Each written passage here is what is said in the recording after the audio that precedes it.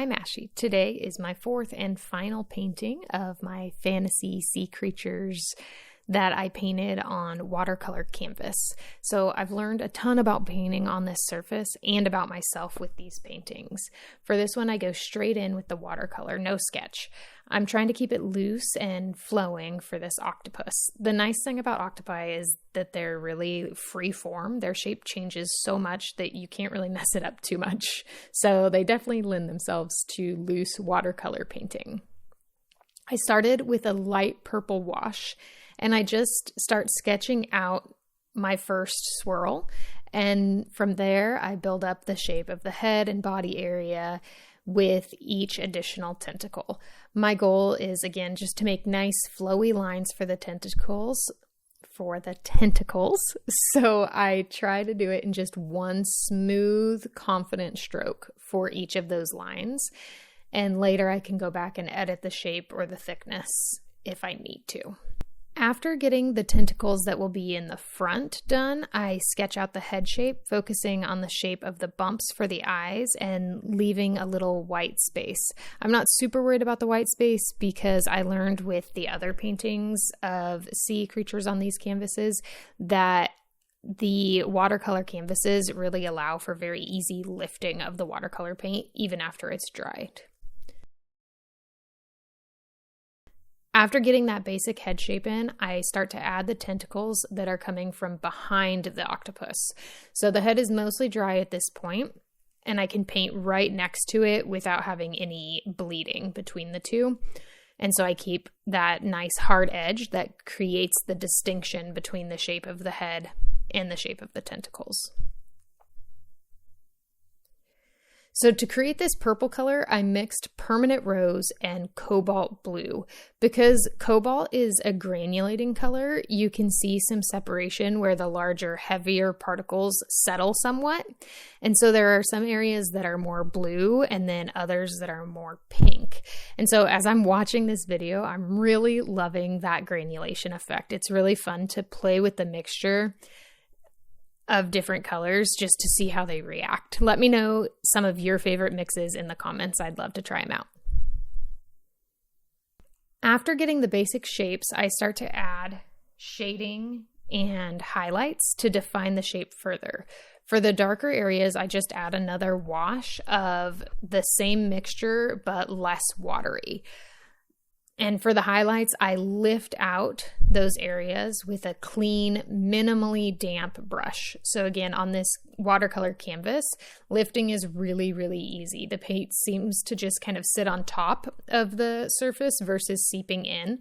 So even when the paint is dry, it reactivates and then lifts really easily. This is awesome for creating highlights, but it can be a bit frustrating for layering. So thankfully at this point, since I've done the other paintings on this canvas, I'm a little bit more used to working on the canvas. And so I'm working with it versus fighting with it. For the shadows, I'm working basically on like the top of each tentacle and then between the eyes to create depth and volume. So shadows are really important with painting because that's where the painting really comes to life, and it causes that shift from flat and lifeless to more realistic and three-dimensional. Between each tentacle, I leave a highlight where the octopus has like thinner, more translucent skin. So I work to build up more darkness on areas that would be like more muscly or thicker parts. And because I did this layering wet on dry, there are hard edges, which I then can blend out with a clean, damp brush and create a more subtle transition from the darker, thicker areas to the more translucent, lighter areas.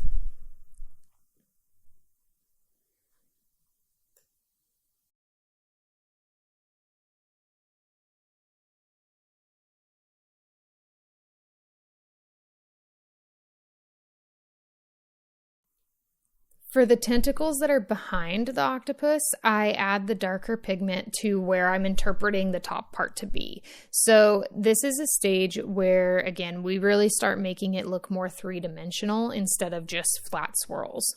Also here, you can add the shadow wherever you want because the tentacles are twisting and twirling, so it doesn't really matter. You just got to pick a side and stick with it and decide that that's the top.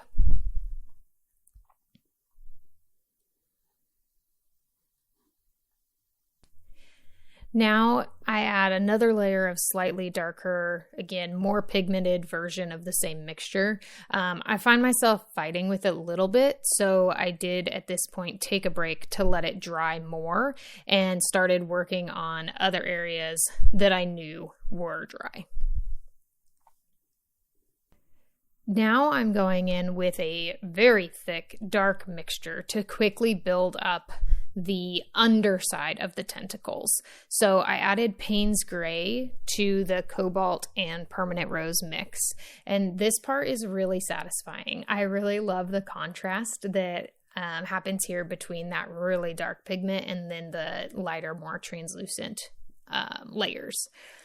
And I did learn on the previous water animal paintings that on these canvases, the layering is not the best. So I do go straight into these small areas with that really dark pigment, which was the best approach for this surface.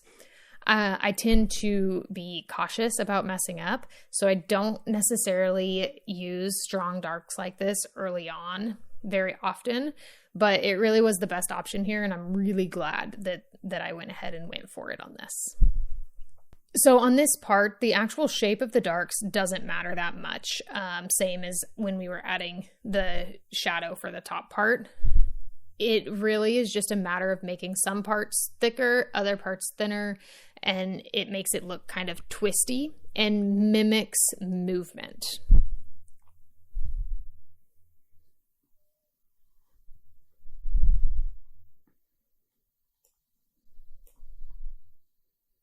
Here you can really see that easy lifting ability of this canvas. So even with that really dark mixture there that was nearly dry, if not all the way dry, I can just wet it up and then lift it off. Now, I didn't worry about getting it all lifted off because I'm going to cover the background with a fairly dark blue, so I'm not worried about it. But even without being very precise or thorough on this, you can see most of it lifted off. So if I worked a little harder, it would have pretty much all come up. So here I'm adding like a dark rectangle for the pupil, and I didn't realize this, but when I was looking at reference photos for octopi, they have a rectangular pupil, so I thought that was interesting. And then I do add some texture onto the octopus with dry brushing. So just get a very, roll your brush around on a cloth or a towel to dry it mostly off, and then pick up some mix that is not very watery and just quickly and very lightly drag your brush across the surface, and it'll pick up that texture.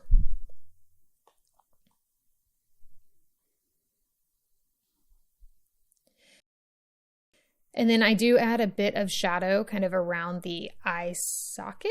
If octopi have sockets, I don't really know. But yeah, anyway, that area. And I do a bit more dry brushing on each of the tentacles as well. This is nice because it adds an interesting natural texture really easily. So dry brushing, it doesn't look forced in any way. It's also just really fun to do. So just, again, make sure you're using really light pressure and don't have a lot of water on your brush when you're doing this. It takes some practice to get the right movement and pressure, but the results are great, and it can be used for tons and tons of things, basically anything with texture like stone, grass, fur, foliage, etc. For the background, I start with a medium wash of Prussian blue. I'm going to make it fairly dark, so I do start pretty strong here. I'm also not worried about getting like a flat, smooth wash because I want texture anyway. So I'm not going to worry about different areas drying at different rates, which is really good for this particular painting because going between each of the tentacles is a little bit time consuming. So it would be hard to keep the canvas kind of equally wet across all those areas to prevent any hard lines. So I'm not worried about that here, which is a stylistic choice, but also just a practicality choice. I also do add some clean-ish water to different areas into the wet wash, and that just creates intentional like cauliflower edges where the drying times vary. So it gets very kind of weird, feathery, but intentionally weird edges. On this small area around that really curly tentacle, I didn't take enough time, and I probably should have gone to a little bit smaller brush to get into those spaces. So because I didn't, it kind of went over some of the purple of the tentacle. So I just use a clean, basically dry brush to lift out the wet paint to preserve that area of the purple tentacle. And then I go in later on after it's all dry and add just a little bit of purple back in there to kind of redefine that tentacle. But again, thankfully, lifting's really easy on this canvas, so I can kind of go in and fix that. But for those smaller areas, using a slightly smaller brush would have been a better idea. So as I continue with the background, I do add in darker, less watery paint between the tentacles to create shadow. And then I just keep working around and between all of the curly arms in the same fashion, getting darker closer to the octopus and then lighter with adding like extra water, extra clean water toward the edges.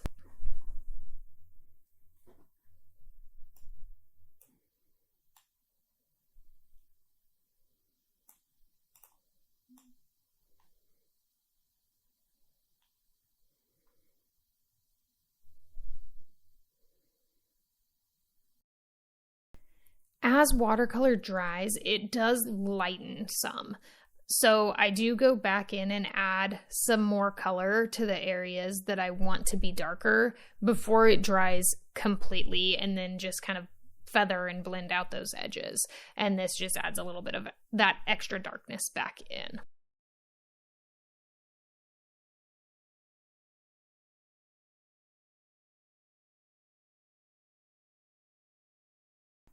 Now for some splatters of dark pigment and clean-ish water.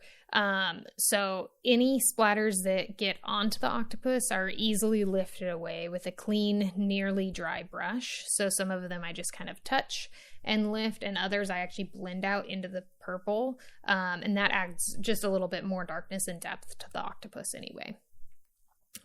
So while I'm at it, I also lift out some areas where I want to alter the shape slightly and then blend out some edges that I don't like. So some of the cauliflowers work and other times I just don't like them.